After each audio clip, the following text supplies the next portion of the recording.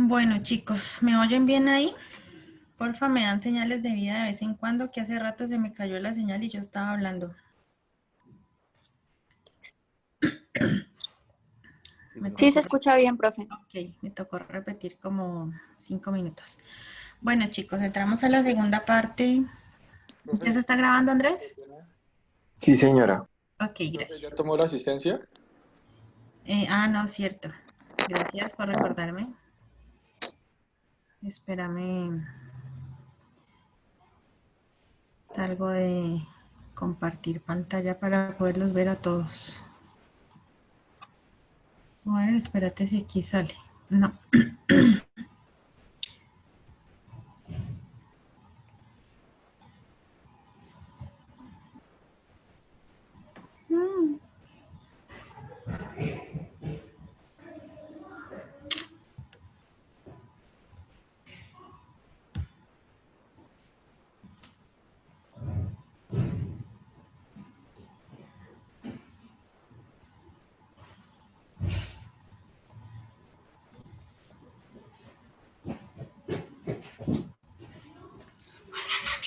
Hola, mi amor.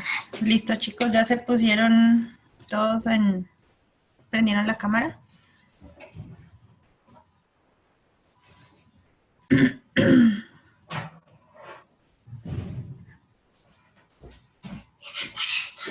Bueno,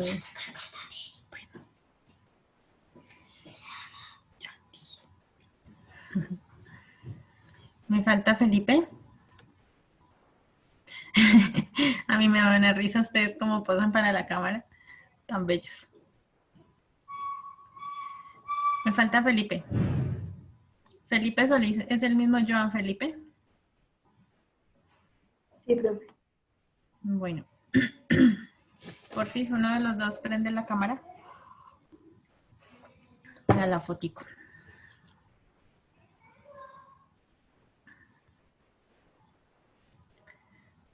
Como que no está bueno. Entonces ahí él sale. Joana, por favor, prende tu cámara que voy a tomar la foto para la asistencia.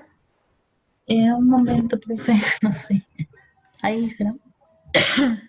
Ahí ya. Joana, tú estás repitiendo. Sí. ¿Qué pasó? No, yo me retiré, profe. Ay, Estoy ¿por qué? ¿Por qué se retiraron todos? Bueno, eso me alegra un poquito, que se hayan retirado y que no hayan perdido. ¿Mm? Me falta Cristian. Miren que estas muchachas se van a encalambrar los cachetes. A ver, 1, 2 y 3. Whisky. Listo. Ahora sí ya. Listo. Espérenme un segundito.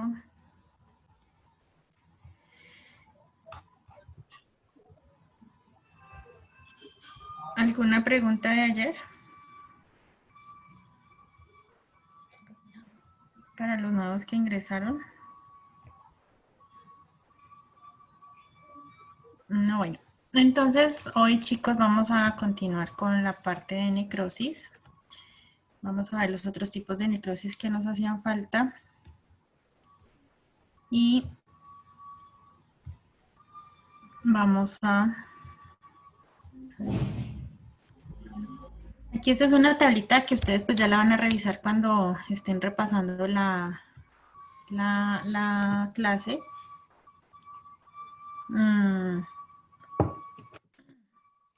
Tienen todas los tipos para revisar dentro de la célula o en el tejido y cómo se va a ver a nivel de la apoptosis y cómo se va a ver a nivel de la necrosis. Aquí está el artículo de donde lo bajé. Yo ahora les voy a mandar todo los articulitos que les comenté de los estudios para los datos que les presenté ayer. Y esta pues para mí me pareció un artículo chévere. No está, bueno, sí está un poquito viejo, pero está como resumido y está chévere. Entonces, lo que hablábamos ayer, la necrosis leucofactiva se caracteriza porque hay una infección bacteriana o fúngica y es a nivel local, a nivel del tejido. En esta vamos a tener un estímulo que es principalmente mediado por polimorfonucleares neutrófilos y es muy marcado, es potente por la gran cantidad de citoquinas proinflamatorias que se producen a ese nivel. Entonces me produce que haya un ingreso marcado de estas células principalmente. No quiere decir que no existan las otras, pero predominantemente encontramos polimorfonucleares. También es como lo patognomónico es que hay digestión enzimática de las células y que el tejido se convierte en una masa viscosa. Generalmente esto pasa a nivel de cerebro cuando se hace la necrosis de licuefacción, pero lo más importante es la formación de pus, ¿ya? La formación de pus es lo principal y eso es lo que nos indica que ya hay una fase licuefactiva en ese tipo de compromiso que estamos viendo de patología. Esta es una imagen simplemente para que ustedes recuerden cómo se ven las células inflamatorias, porque las vamos a ver y a veces les cuesta un poquito de trabajo. Las vamos a ver cómo, o sea, las vamos a ver en un aumento de 40, pero es para que ustedes las reconozcan, porque dependiendo del tipo de infiltrado inflamatorio que encontramos en el tejido, va a ser el tipo de inflamación. Entonces me interesa mucho que ustedes reconozcan estos dos que son los principales que estamos manejando ahora, que son los polimorfonucleares. Los callados, esto es un extendido de sangre periférica. Para recordarles o para comentarles, si no lo saben, el extendido de sangre periférica se hace en una placa, no sé si la ven ahí. Espérenme aquí. La plaquita está aquí y se hace un pinchazo en el dedo. Se pone la sangre sobre la plaquita y con otra placa se hace el extendido, ¿ya? Ese es el extendido de sangre periférica, ya esto lo colorean y ahí es donde vamos a ver el tipo de células que aparecen.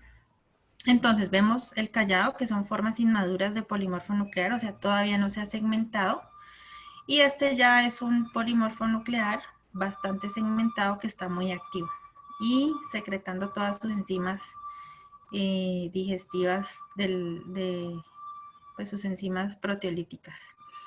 Este es un basófilo, este generalmente no lo vemos mucho, pero miren, es una coloración como muy moradita, no es tan azul como el linfocito, mírenlo aquí, se ve más azul. Y el linfocito lo característico es que solamente se ve núcleo, no se ve el citoplasma. En el tejido solamente vemos el núcleo. En cambio el basófilo, si alcanzamos a ver algo de citoplasma más morado, no es tan azul. El eosinófilo es muy granular, tiene dos núcleos característicamente, como está aquí en esta imagen, en este esquema. Se ven los gránulos intracitoplasmáticos y los núcleos parecen esas diademitas de audífonos que tienen las dos auriculares y están pegados por una diadema acá encima. Es tal cual la imagen. Los monocitos también lo vemos y se ve más o menos muy parecido a esta imagen de que vemos acá. Entonces los principales, neutrófilo con 3 núcleos generalmente, pero lo podemos encontrar así con múltiples núcleos. El linfocito, que es solamente el núcleo que lo vamos a observar a nivel microscópico. El macrófago, este sí lo vemos en muchas patologías y en una que vamos a revisar hoy lo vemos.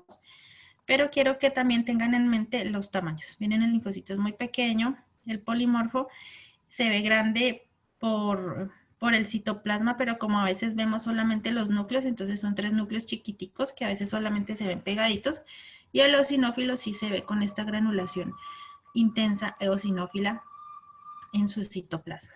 Ya habiendo recordado el tipo de infiltrado inflamatorio, ahora sí pasamos a las plaquitas. En las plaquitas, recuerden la imagen de ayer de la vesícula, en donde tenemos la mucosa, la capa muscular, en la cual aquí está hipertrófica, y la capa serosa, que también está congestiva.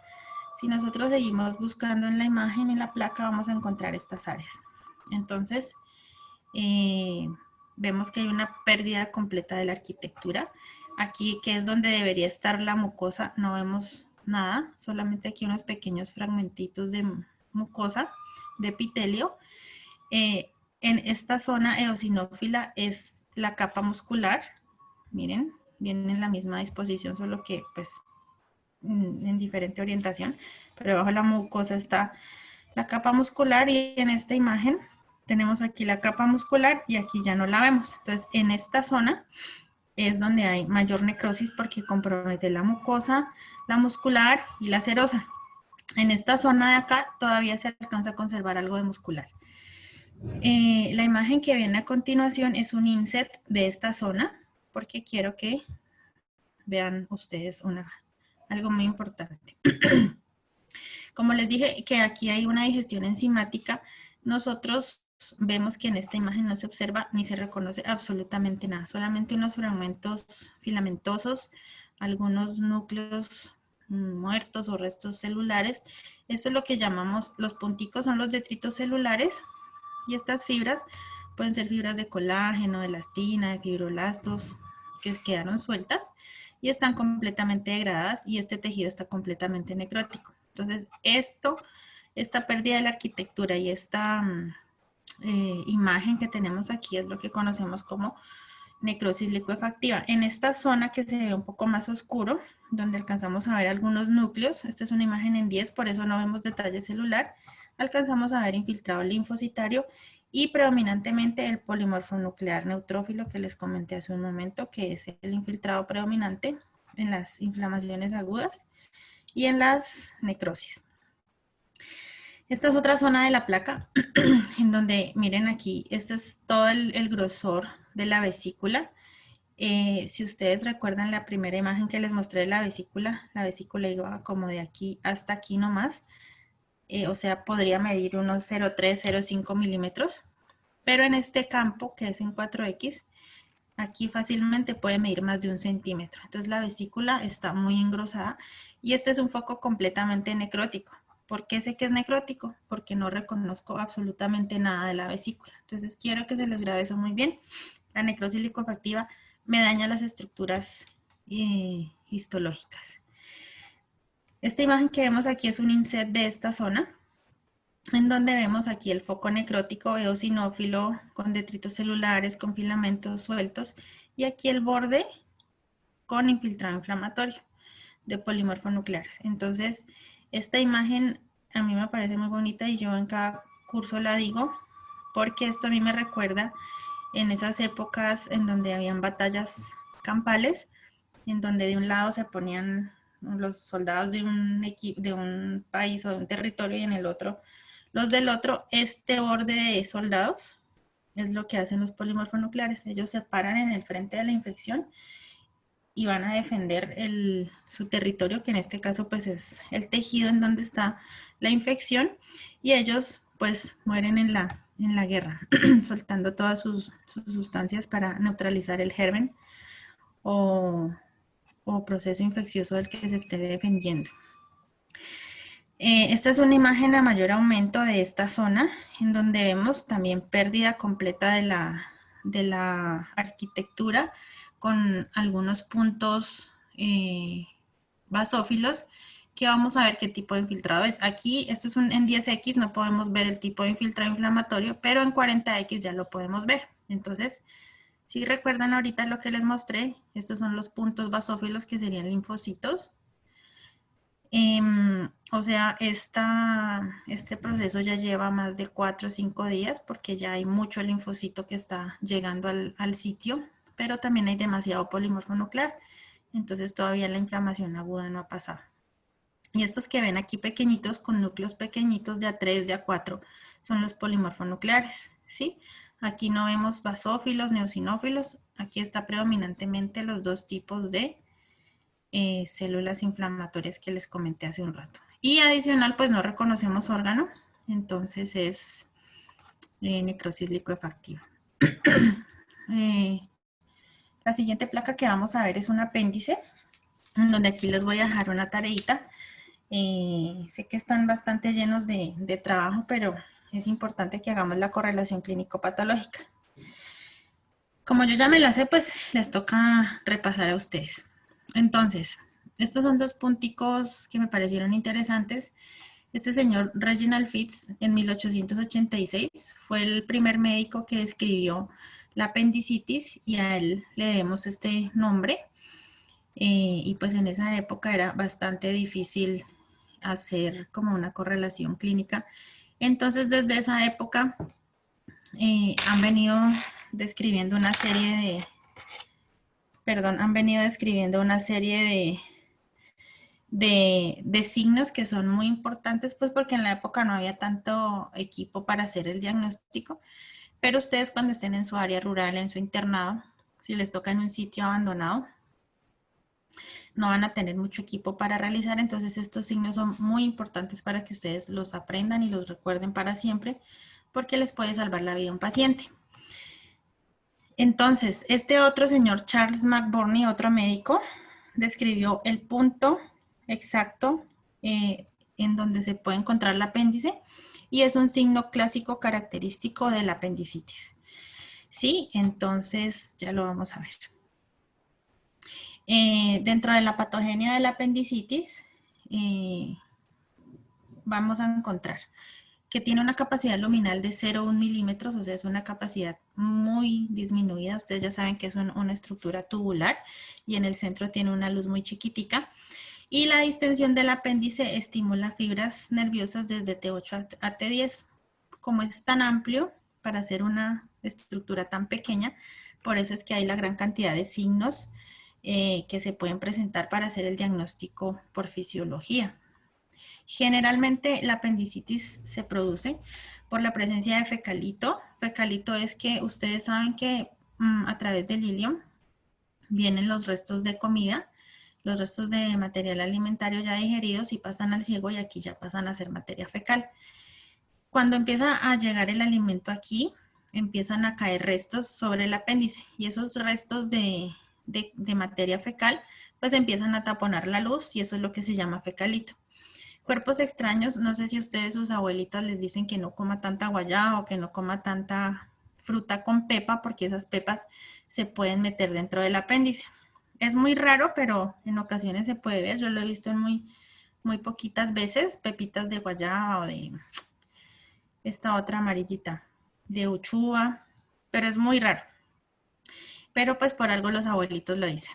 Y por estrangulación, algunas veces esta apéndice es muy larga, puede medir hasta 12 centímetros. Entonces, al ser tan larga, queda como flotando en la cavidad peritoneal y ella eventualmente con algún movimiento raro o súbito de la persona se puede voltear sobre sí misma y se puede estrangular. Ya, entonces esto nos puede producir los cuadros de apendicitis. También puede ser parásitos, es muy extraño, pero se han visto casos. Cálculos biliares, pues muy difícil que desde tan arriba baje, pero puede pasar. Y restos alimentarios, como les comenté hace un segundito. ¿Hay alguna memoria por acá? Hola, un segundo.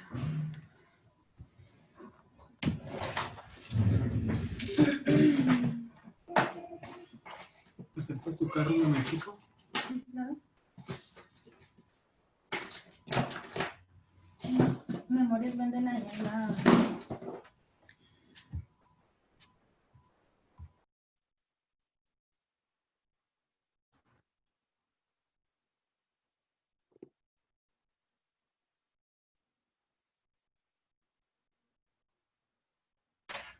Entonces, les comentaba.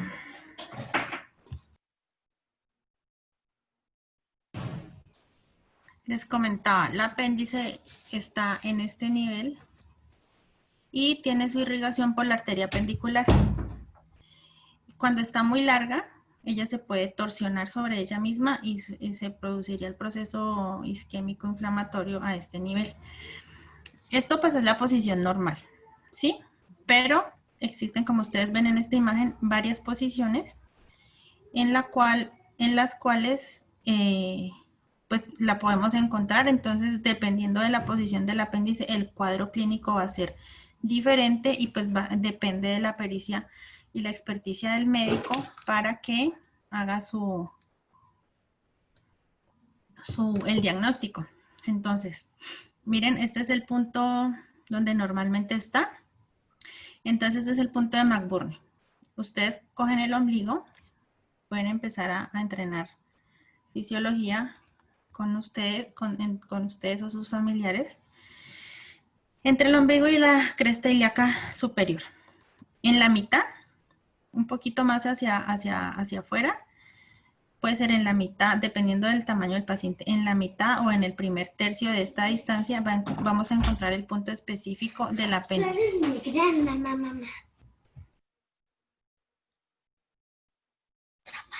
Un poquito. Entonces, nosotros al hacer presión, cuando un paciente, ustedes tienen que revisar el cuadro clínico de la apendicitis. Entonces, cuando ustedes están revisando un paciente y le sospechan apendicitis, van a hacer presión profunda, palpación profunda sobre esta zona y en el momento de hacer la presión, el paciente se va a quejar de dolor y va a tener irritación peritoneal. Irritación peritoneal es que el paciente salta y pone ahí mismo el abdomen, endurece el abdomen para evitar el fenómeno doloroso. Pero pues miren, si el apéndice está acá arriba o está acá arriba, retrocecal, subserosa y poshepática, es muy difícil que nos vaya a presentar este signo. Entonces pues aquí ya vienen cualquiera de estos otros para que ustedes los repasen. Cuando hay malrotación intestinal y el colon está a la derecha, pues imagínense, para diagnosticar este apéndice acá, pues va a ser un poco difícil y generalmente se van a necesitar imágenes para tratar de averiguar. Entonces estos signos de Aron, de Brittain, de Chase, todos estos son como los más comunes para hacer los diagnósticos de apendicitis y ustedes los van a revisar, pero yo luego les mando la actividad bien descrita de lo que tienen que hacer. Ya cuando, ahora que revisemos la parte macroscópica, esta es una imagen que me pareció muy bonita, en donde tenemos un apéndice pues que está normal, entre comillas, a mi modo de ver está muy vascularizada, muy congestiva, pero miren, así se ve normalmente, mide más o menos 5 o 6 centímetros, este es el mesoapéndice y dentro de este mesoapéndice es donde viene la arteria pendicular con todas sus ramitas para hacer la irrigación y vienen los nervios para hacer la inervación. Aquí la pusieron como catarral o inflamatoria, que es la parte inicial. Me parece que está muy dilatada para esa fase. Generalmente cuando es catarral es un poquito más congestiva que como la vemos aquí y un poquito más edematizada, no tanto. A mí esta imagen, ¿qué me dice? Así por encima, sin abrir el apéndice todavía. Que hay un fecalito aquí y hay otro fecalito acá. ¿Por qué? Porque hay dos dilataciones muy grandes, ¿ya? Y en estas dos dilataciones es que se puso el fecalito y el fecalito como hace expansión y compresión hacia afuera de las paredes, entonces me va a producir obstrucción de los vasos a ese nivel y luego el fenómeno isquémico y luego el proceso necrótico asociado. Pero pues está en fases iniciales y la encontraron así, o sea, aquí todavía no alcanzaría a ver focos necróticos, ya, pero ya infiltrado inflamatorio porque está muy edematizada. La fase flegmonosa, encontramos que hay ya una coloración muy rojiza, muy violácea, muy edematizada, pero lo característico es que hay secreción purulenta. Es que esto, como lo vamos a ver en otras clases, por eso no traje los casos clínicos que yo tengo, para que no se me vayan a angustiar. Pero la fase flegmonosa hay secreción purulenta. Esa es su característica. En la fase necrótica, como ustedes ven aquí, se ve estas zonas de tejido negruzco. Estas zonas de tejido negruzco es donde ya hay necrosis, ¿sí? Esa es la coloración característica. Y miren, bueno, ahorita les digo. Y esta otra apéndice en donde vemos que de la mitad hacia acá está necrótica y aquí tiene una abertura, esta es una perforación. Entonces, quiero que vean una cosa. De aquí hacia acá se ve un pedacito de apéndice normal y de aquí para acá casi la mitad del apéndice también de aspecto normal, aspecto macroscópico. Entonces, a mí esta dilatación a este nivel me dice que aquí hay un fecalito y que de aquí hacia acá, como hay dilatación, ¿qué es lo que pasa cuando hay un fecalito y se me dilata hacia acá? El fecalito aquí a este nivel, ustedes vieron que tiene el apéndice la capacidad de 0,1 mililitro. Como dentro hay glándulas, las glándulas producen moco. Ese moco, al no poder salir por el fecalito, empieza a llenarse la vesícula de ese líquido y luego de la secreción purulenta y todo. Entonces la vesícula se dilata hacia atrás desde donde está el punto de obstrucción. Lo mismo pasa a este nivel. Perdón, el fecalito está en este nivel y me hizo una compresión muy marcada de esta zona con el fenómeno isquémico y posteriormente el proceso licuefactivo, y a este nivel ya no tuvo más irrigación la pared y se produjo la perforación, y de aquí para acá toda el apéndice se necrosó. No quiere decir que como el apéndice hasta aquí está normal, de aquí la resecan para acá y le dejan este pedacito de apéndice, no, porque vuelve y le da otra apendicitis. La apéndice se reseca completica, o sea que a una persona que le da apendicitis y la operan, posteriormente ya no tiene apéndice.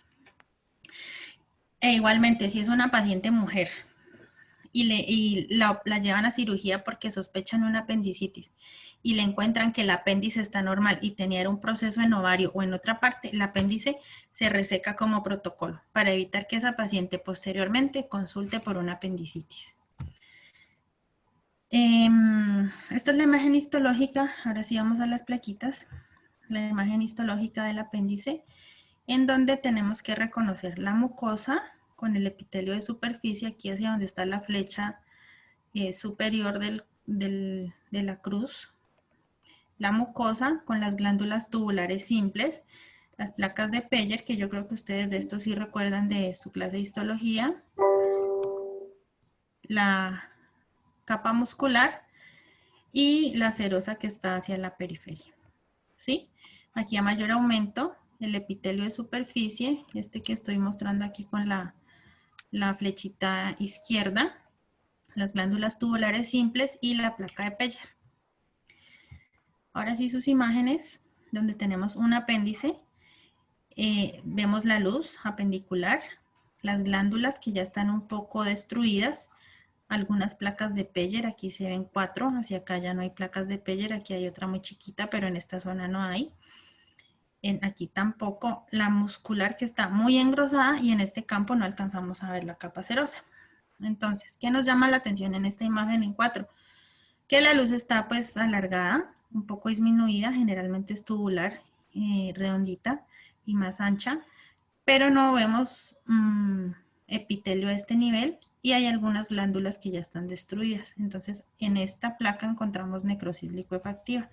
No es tan marcada como vimos en la vesícula, pero ya hay. Esta es una imagen de otra zona de la misma placa, o sea, de otra zona del apéndice, en donde encontramos, miren, aquí sería la luz, pero ya no hay luz. Esto quiere decir que hay descamación de células hacia la luz. Aquí ya se va a empezar a formar secreción purulenta. Hay algunas glándulas que están comprometidas, que están viables, perdón, pero en esta zona no hay glándulas en este nivel. La capa muscular está muy hacia la periferia, entonces por aquí todavía no compromete la capa muscular. Pero en esta zona de mucosa y submucosa, incluso hasta más acá, ya encontramos un foco de necrosis licuefactiva porque se nos han perdido las relaciones, las imágenes histopatológicas normales. Otro hallazgo para anotar en esta imagen es que ustedes ven una serie de infiltrado inflamatorio en todo el grosor de la pared. Estos puntitos basófilos que ustedes ven en la serosa y en la capa muscular y en esta zona son linfocitos, muy pocos linfocitos, pero principalmente polimorfonucleares en toda la capa. Entonces, para hacer un diagnóstico histopatológico de apendicitis, ustedes deben encontrar polimorfonucleares en todo el grosor de la pared, ¿sí? Si no hay en todo el grosor de la pared y los encontramos inicialmente en la capa muscular, hacemos el diagnóstico de una apendicitis incipiente. Y solamente está, si encontramos polimorfos, como les digo, en la capa muscular, estaría en el estado catarral que vimos más arriba. O sea, solamente está el proceso inflamatorio y todavía no hay focos de necrosis. O sea, es una apendicitis muy incipiente. ¿Incipiente qué quiere decir? Que al paciente le dio la apendicitis hace unas 4 o 5 horas. Generalmente el paciente que tiene apendicitis no come y empieza con dolor epigástrico. Luego ese dolor epigástrico migra hacia la fosa ilíaca derecha. En eso pasan unas 4 o 6 horas.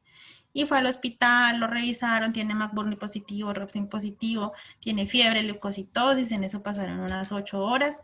Digamos que a las 8 o 10 horas lo operaron y encontramos solamente polimorfos en la capa muscular. Entonces es una apendicitis incipiente. Diferente a este paciente que digamos que como que alcanzó a comer, como que sí tenía un poquito de hambre, como que no, entonces alcanzó a desayunar o a almorzar, entre que le dio el dolor epigástrico y el dolor en la fosa ilíaca derecha pasaron por ahí unas 8 horas, de ahí consultó, entonces fue en la noche mientras llegó el cirujano, digamos que pasaron 14, 16 horas, este paciente ya puede tener esta evolución. Entonces, dependiendo de la evolución del estímulo patológico, lo que veíamos la semana pasada, va a ser la evidencia histopatológica que nosotros encontremos. Esta imagen que les traigo aquí es para hacer un repaso de lo que vimos ayer. Yo creo que Isabel sí sabe qué es esto.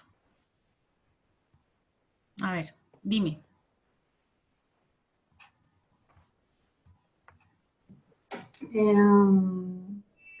Pues eso, no sé, es vesícula. Bueno, no porque estamos en apéndice, pero no, lo que vemos aquí, porque esta me la preguntaste 1000 veces. Ay, no sé.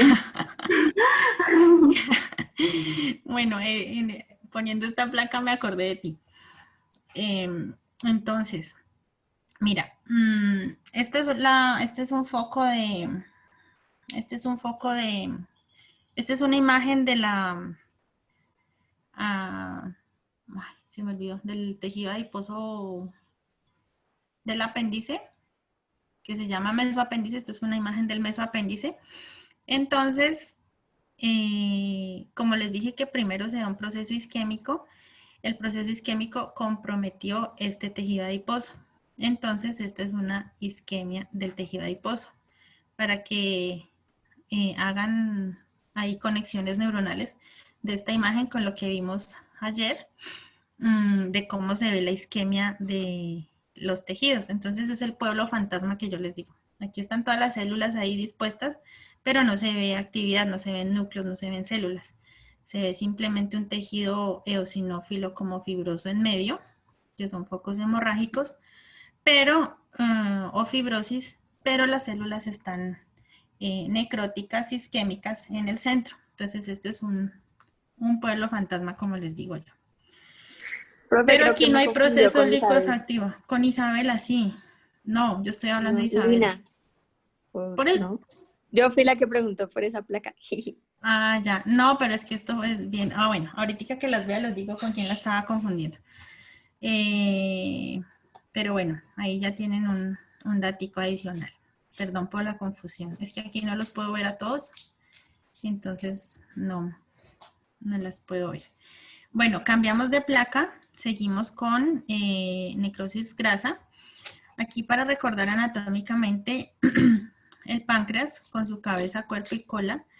La cabeza pues está bordeada por el duodeno y la vesícula con su conducto, aquí a mayor aumento, desemboca sobre el conducto pancreático. Mi amor, estoy en clase.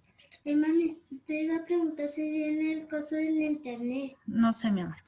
Entonces, en la vesícula, generalmente cuando hay cálculos de la vesícula, ellos pueden salir, cuando son pequeñitos y alcanzan a atravesar el conducto, pueden salir por el conducto y quedarse estancados en cualquier parte de su longitud o estancados en los conductos pancreáticos, en el conducto pancreático. Esto es lo normal, que venga un conducto pancreático, aquí desemboque el conducto de la vesícula y desemboquen los dos unidos en la ampolla de váter. ¿Sí? Entonces, cuando hacen procesos para retirar cálculos de la vesícula, hacen lo que se llama CEPER, que es meter una pincita por aquí, irse hasta acá y retirar los cálculos para evitar que le dé una pancreatitis al paciente. Pero muchas veces, pues esto no se puede porque el cálculo ya es más grande o aquí se han empezado a hacer procesos inflamatorios y es muy riesgoso hacerlo. Entonces se estancan aquí los cálculos y me producen fenómenos obstructivos en el conducto pancreático y en el conducto también de la vesícula. Entonces esto me produce retención de los líquidos pancreáticos y ya el proceso inflamatorio. Me faltó una placa, luego se las mando. El proceso inflamatorio. Entonces ustedes saben que el páncreas tiene una parte exocrina y una parte endocrina. La exocrina es esta que se ve más basófila. Cada círculo de estos es un acino pancreático y en cada célula de esta, que son generalmente poligonales o triangulares, se están secretando las enzimas de la digestión de los alimentos, o sea, lipasas para la digestión de lípidos, proteasas para la digestión de proteínas, y hialuronidasas, todos para la digestión de todo lo que nosotros comemos. Por eso se liberan a nivel de duodeno, porque ahí es donde empieza a bajar ya la comida más fragmentada. Y todo esto sale por los conductos acinares y luego llegan al conducto principal. Y este que se ve más clarito es el páncreas endocrino, perdón, que son los islotes pancreáticos, porque se ven así como unas islas que secretan la insulina. Entonces, en la necrosis grasa hay alteración de esta zona. Exocrino, ¿por qué? Porque las células secretan todas sus sustancias y van por el conducto hacia el duodeno. En cambio, a nivel de los islotes secretan la sustancia, la insulina, y esto va por sangre. Por eso se llama exocrino y endocrino. Entonces, lo que se nos afecta es el exocrino, principalmente. Entonces, perdón. Tenemos la imagen, esta es la placa que ustedes tienen, en donde vemos los acinos pancreáticos que se ven basófilos con los núcleos hacia la periferia. Estos son artefactos de preparación, no es nada patológico. Lo mismo acá, se ha producido como al depositar el tejido sobre la lámina, viene en cera, sobre cera, así como las ceras de las velas. Aquí se arrancó y quedó así. Esto no es nada patológico, es un artefacto. Entonces tenemos el páncreas normal y acá vemos un tejido rosado amorfo completamente irregular. Esto es lo que se conoce como necrosis pancreática o necrosis grasa, necrosis enzimática de la grasa. Entonces miren que hay una destrucción completa del páncreas, o sea, es como si se digiriera a él mismo. Entonces es una patología muy grave. Generalmente los pacientes fallecen porque se está digiriendo él mismo y produce una reacción inflamatoria severa a nivel de peritoneo, con la peritonitis generalizada. Y cuando no se contiene, pues coge con todo, con intestinos, con tejido adiposo, con riñón, todo lo que esté a su paso lo digiere. Esta es una imagen de la zona necrótica, en donde miren, aquí alcanzamos a ver como unos restos de células acinares que están todavía un poco conservados, pero hacia acá la periferia la digestión enzimática es severa y nos produce destrucción completa de los acinos pancreáticos. Este mayor aumento, aquí hay todavía unos acinitos que están, miren que ya presentan signos de necrosis, que es la hipereosinofilia. Estos núcleos serían cariolisis, porque miren que se ven como muy tenues, pero ya tienen grumitos o cuerpos apoptóticos, y el citoplasma muy eosinófilo, pero empiezan a ver hacia acá que ya se ve como el tejido grumoso, como si fueran gotículas. Estas pues ya son las enzimas haciendo su efecto sobre las células, digiriendo todas estas. Esta mayor aumento, otra zona completamente necrótica, en donde quedan la sombra de donde estuvo los acinos, pero el tejido completamente lisado. Esta es otra imagen, esta es en un aumento de 10, aquí vemos completamente eosinófilo amorfo sin reconocer estructura, y aquí vemos una zona más oscura, más morada, más basófila. ¿Se acuerdan que les dije que quería que recordaran el aumento de la salida de calcio? Pues aquí es lo que se produce. Estas células, como tienen mucho calcio, ellas empiezan a salir y a veces empiezan a formar estos focos de calcificación, que se ven así, más moraditos. A mayor aumento, miren los focos de calcificación. Ellos se van agrupando y forman concreciones calcificadas y en esta zona tejido necrótico. Eh, ¿Esta necrosis sí. coagulativa? No, señor, esta es necrosis de la grasa. Esta es una digestión enzimática. Ya. Ujú. Ahora seguimos con la tuberculosis, que la vamos a ver en este caso. No vamos a ver tuberculosis a nivel de pulmón, sino que vamos a ver en compromiso en unos ganglios linfáticos. Entonces quiero que recuerden esta imagen. Cuando ustedes estén en su práctica clínica, siempre deben sospechar tuberculosis en pacientes que les lleguen así.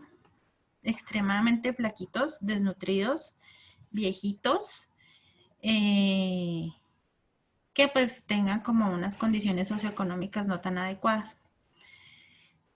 En Colombia, nosotros somos un país endémico para la tuberculosis y en el Cauca y Nariño más. Entonces, esto lo tienen que tener ustedes muy en cuenta.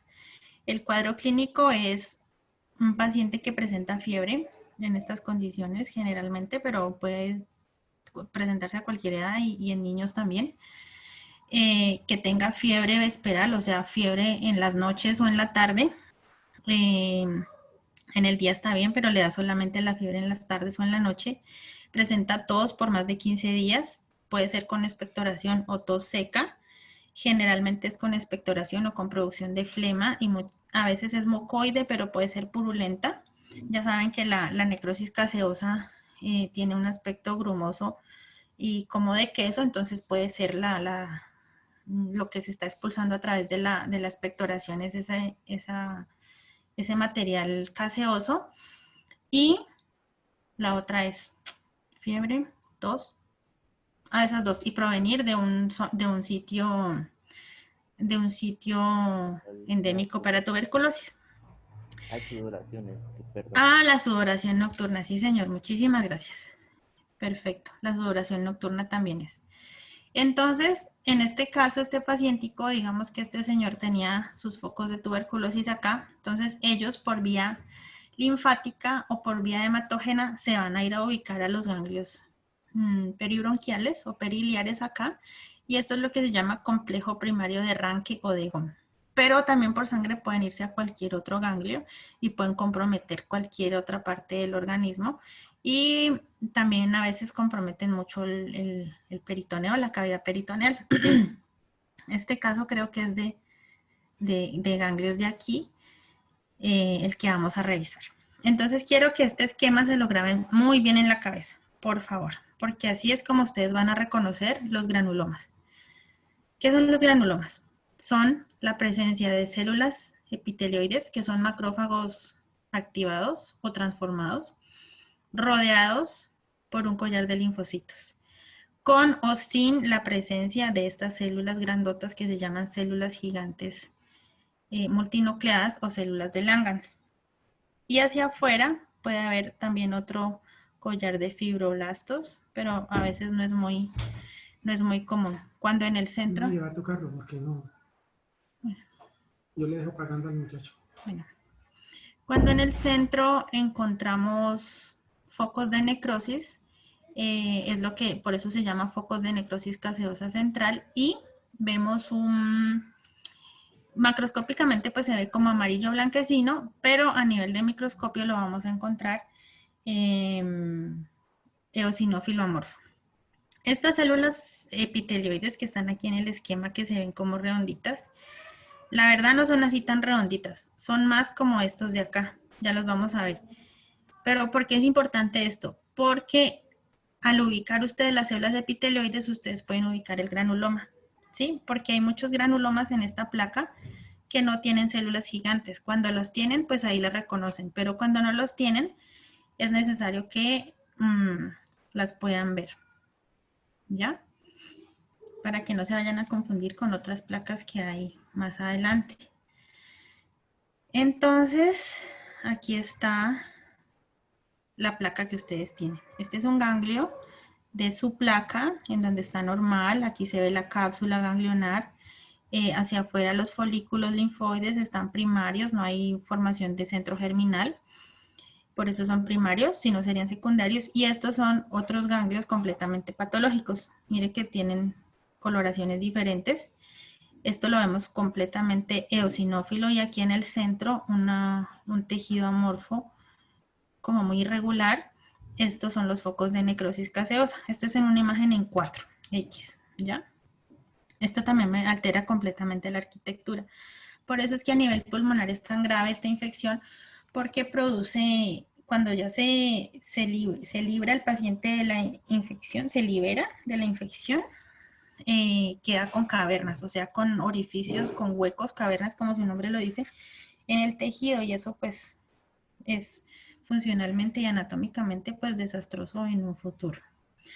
En esta imagen nosotros vemos, ustedes ven, este es un ganglio, toda esta estructura que estoy demarcando es un ganglio, completamente alterada su arquitectura, y en el centro un material amorfo que es la necrosis gaseosa. Esto es lo que ven clínicamente como la parte grumosa de aspecto de queso.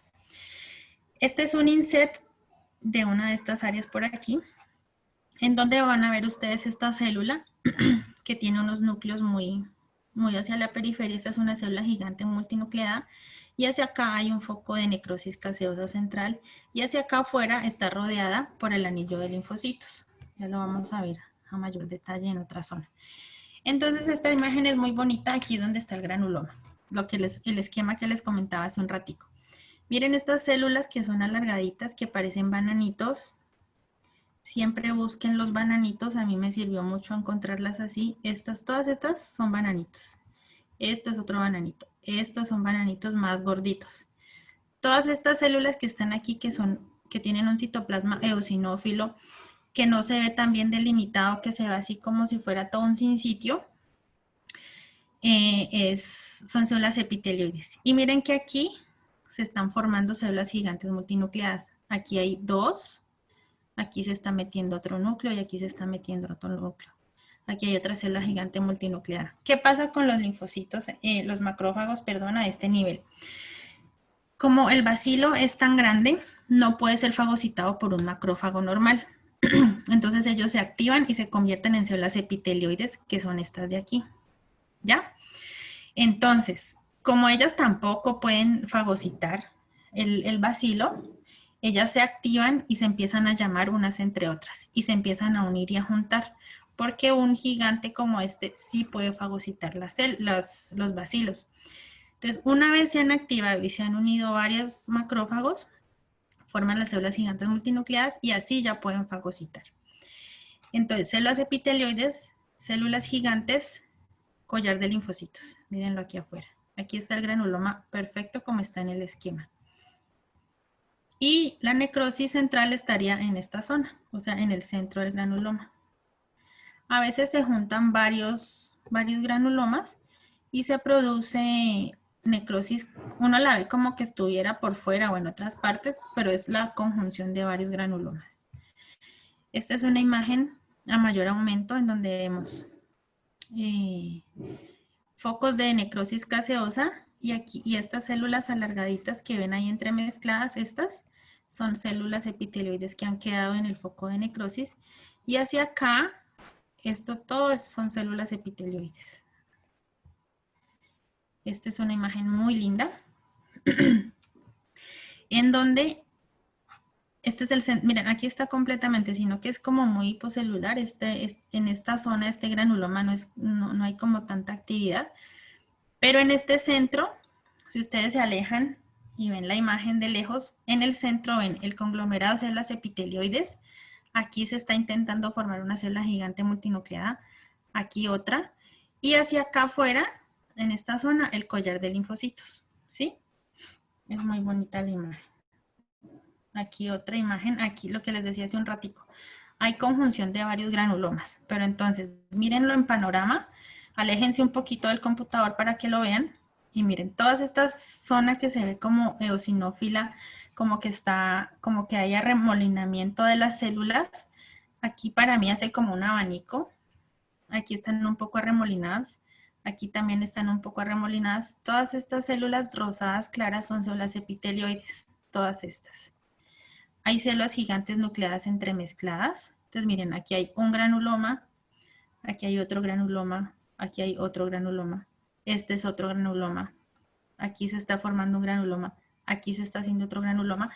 Entonces uno no alcanza a ver dónde es que se forma la necrosis, o sea, el granuloma, la necrosis gaseosa central sería en este granuloma, pero como hay tantos pegados y hay tanto proceso inflamatorio a este nivel, la necrosis gaseosa la vemos más eosinófila y amorfa en el centro. Miren que aquí casi no hay células, sino que vemos este material amorfo.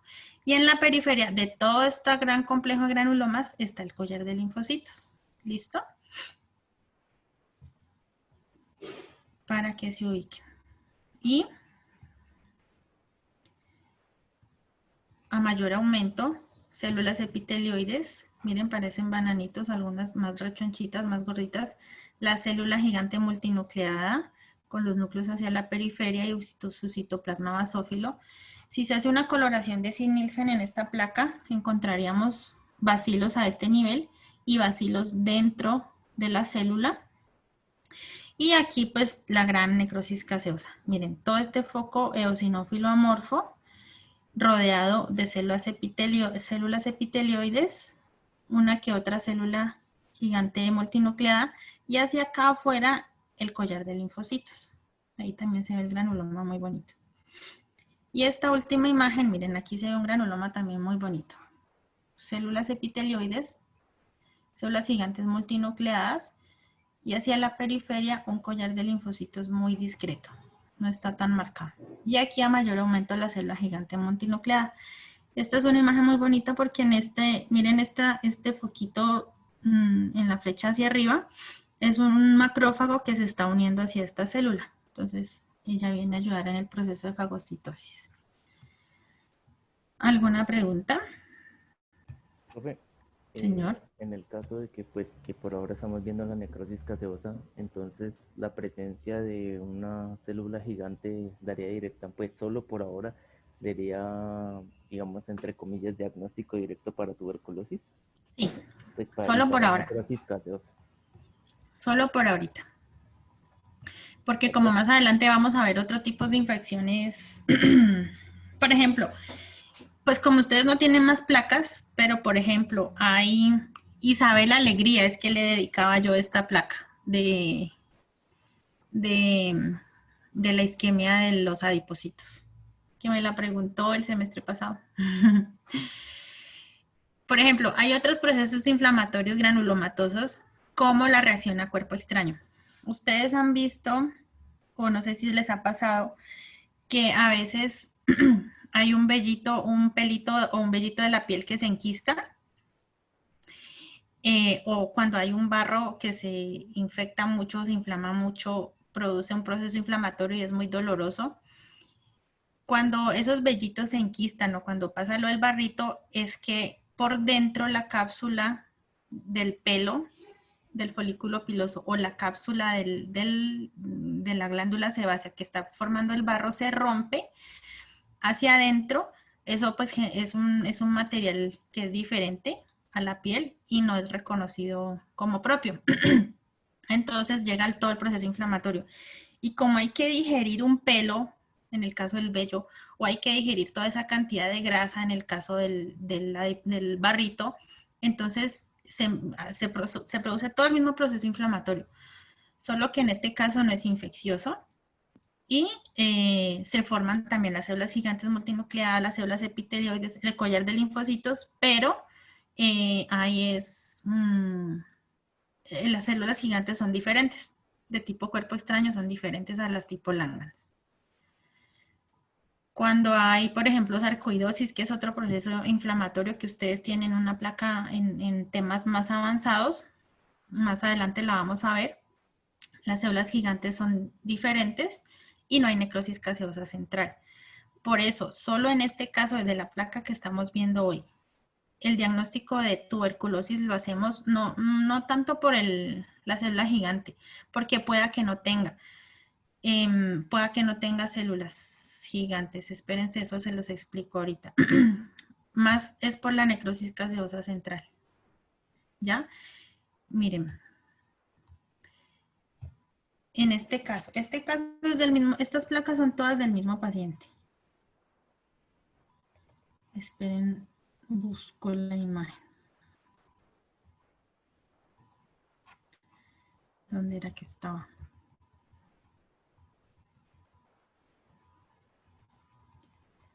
No está. No sé qué la hice.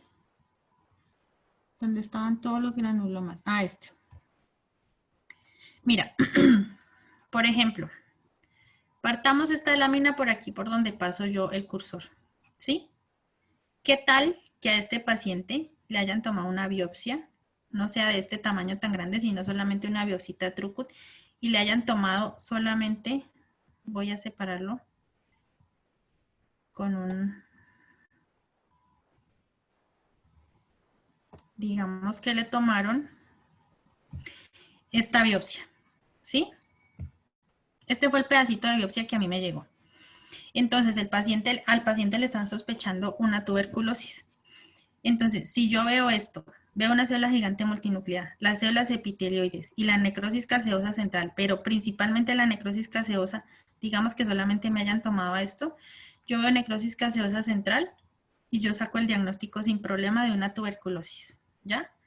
Pero, ¿qué tal que a este paciente le hubieran tomado muestra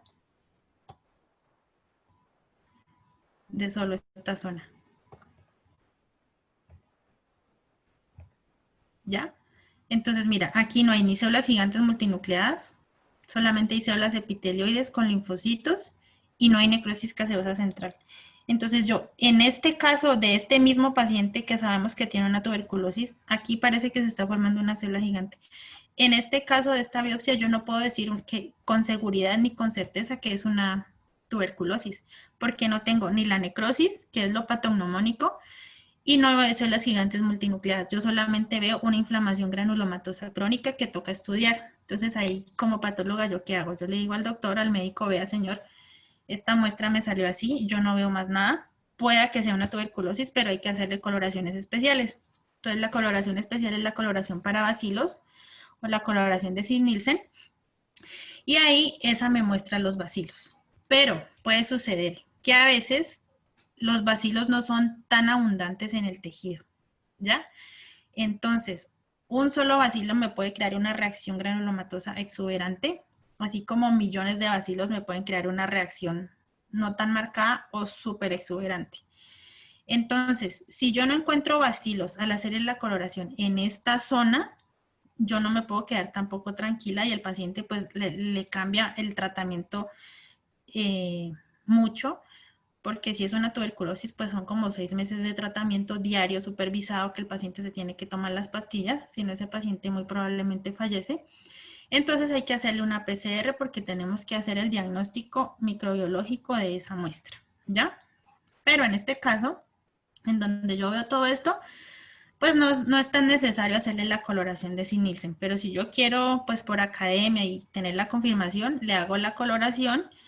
Y si sale positiva, pues bien, pero si sale negativa, también toca hacer la confirmación microbiológica por PCR. ¿Listo? Entonces, esto es una formación de granulomas mucho más avanzada que esta.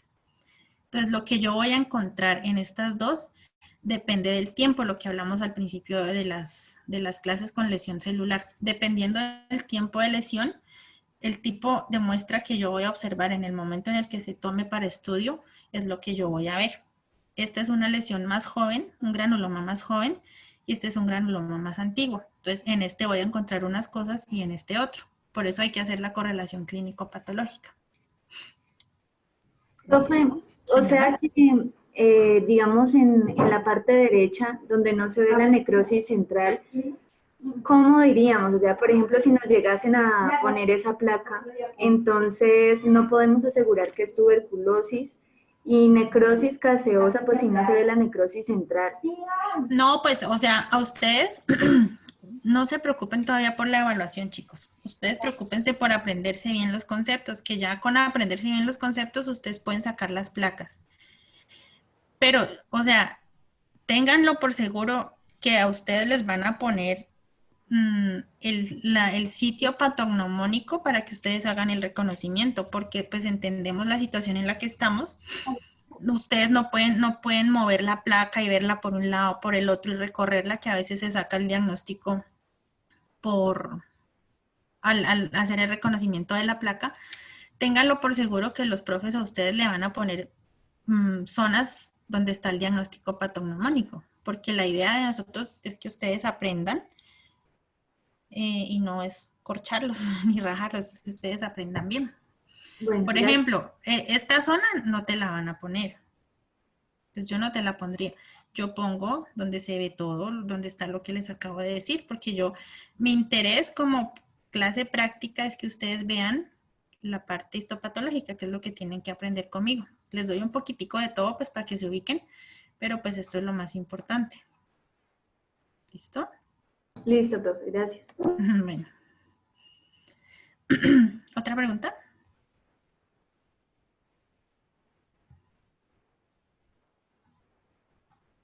¿No? Bueno, chicos, porfis, pónganse para la foto.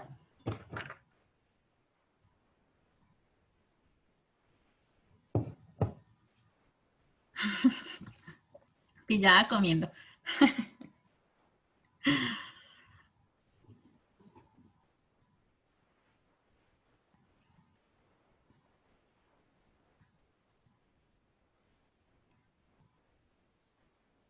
Falta Ana, David, ya, Dani y Joan.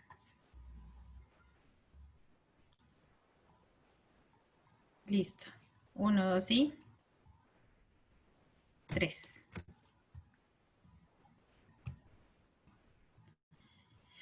Bueno, chicos, entonces no hay preguntas.